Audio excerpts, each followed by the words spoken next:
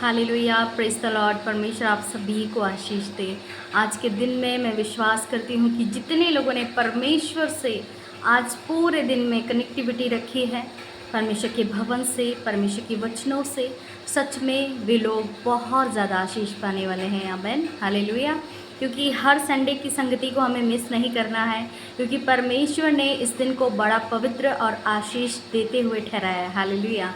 तो आज मैं उन लोगों को एक वचन से उत्साहित करना चाहती हूँ, एक बहुत अच्छी बात भी उनको बताना चाहती हूँ कि हमारे जीवन में ये संडे हम लाइफ में देखते हैं कि 6 दिन वीकली में 6 दिन जो हमारा परिश्रम रहता है, ऑफिस, कॉलेज, घर के काम, बहुत सारी चीज़ें।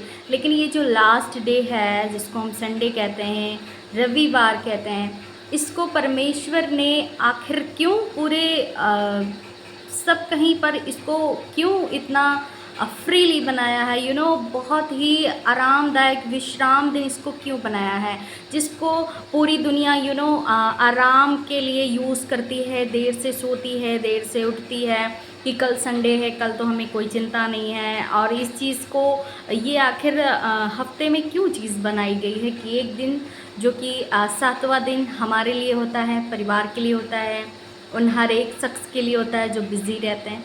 पहले मैं आपको एक बात बताना चाहती हूँ, थोड़ा सा फ़ैन जो मेरा आवाज़ कर रहा है, प्लीज़ इग्नोर देम। सो आइए हम बताते हैं तो क्यों परमेश्वर ने ये दिन बनाया जिसको हम नहीं जानते लेकिन फिर भी मानते हैं। हम देर से उठते हैं, कोई काम नहीं होता है, कोई फ्रस्ट्रेशन, कोई स्ट्रेस नहीं होता है, बिल्कुल फ्री। लेकिन मैं बताना चाहती हूँ कि परमेश्वर इस संडे के दिन क्या हमें बताता कि हमें क्या करनी चाहिए। हालेलुया।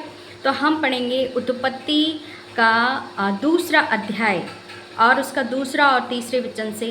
पहले मैं उसके पहले बताना चाहती हूँ कि जब हम पवित्र शास्त्र का पहला अध्याय पढ़ते हैं, सृष्टि का वर्णन, तो वहाँ पर परमेश्वर ने हमें एक एक चीज़ों को बताया है कि किस तरीके से परमेश्वर ने पूरे क्या कहते हैं आकाश और पृथ्वी को बनाया, फिर जीव जंतु, फिर प्राणियों को बनाया, फिर पेड़ पौधे, सब कुछ बनाया। परमेश्वर ने हमें बताया है। फिर अंत में 6 दिन परमेश्वर काम करता है, 6 दिन में सब कुछ बनाता है, लेकिन 7वां दिन वो विश्राम करता है। क्यों?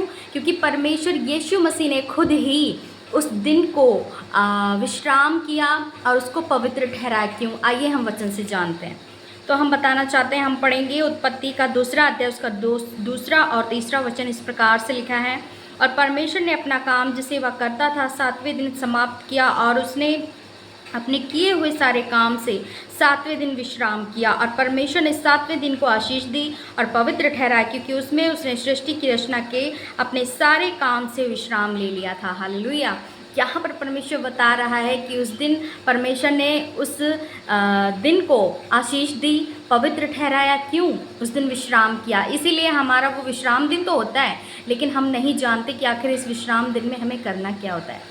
परमेश्वर से कनेक्ट रहना पड़ता है। यहाँ पर परमेश्वर ने उस दिन को आशीष दी, क्योंकि इस दिन में हम परमेश्वर के सम्मुख जाते हैं। तमाम दुनिया के काम छोड़कर ये दिन परमेश्वर ने जो हमारे जीवन में, आपके जीवन में नियुक्त किया है, ये इसलिए है कि हम परमेश्वर के सम्मुख जाएं, परमेश्वर से कनेक्ट रहें, परमेश्वर की महिमा करें। हालेलुया। तो मैं बताना चाहती हूँ कि जितने लोग नहीं जानते कि संडे क्यों होता है, किस लिए होता है, चाहे कोई भी धर्म हो, कोई भी जाति हो, लेकिन उस संडे को इंसान ये सोचता है कि आज हम फ्री हैं सारे कामों से, जॉब से और स्कूल कॉलेज से, कई सारे कामों से हम फ्री रहते हैं। संडे हमारे लिए थोड़ा एक्साइटेड भी होता है, लेकिन मोस्ट एक्साइटेड आप जब उसको मना सकते हैं जब परमेश्वर की महिमा के लिए। और वो दिन परमेश्वर ने इसलिए ही आशीषित कर दिया, पवित्र ठहरा दिया कि हम उसमें परमेश्वर से कनेक्ट हो सकें। उस दिन में हम परमेश्वर से महिमा करें, उसका धन्यवाद करें, उसकी महिमा करें, उसके सम्मुख जाएं।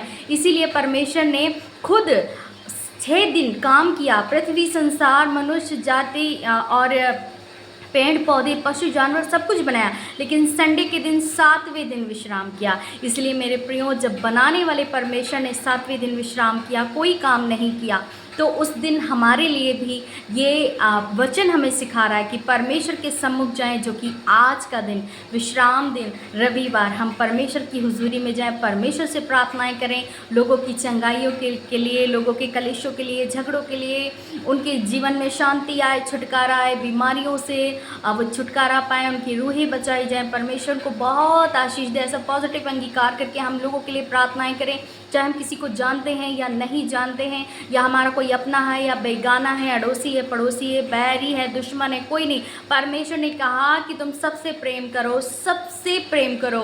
और हमें परमेश्वर का वचन यही सिखाता है कि चाहे अपना हो या पराया हो, दुश्मन भी हो, फिर भी हमें परमेश्वर के वचन को पूरा करना है और लोगों से प्रेम करना है, परमेश्वर की गुड न्यूज़ को देना है। मैं विश्वास करती हूँ कि आपने सुंदर से मैसेज को सुना है, समझा है। परमेश्वर आपको आशीष दे।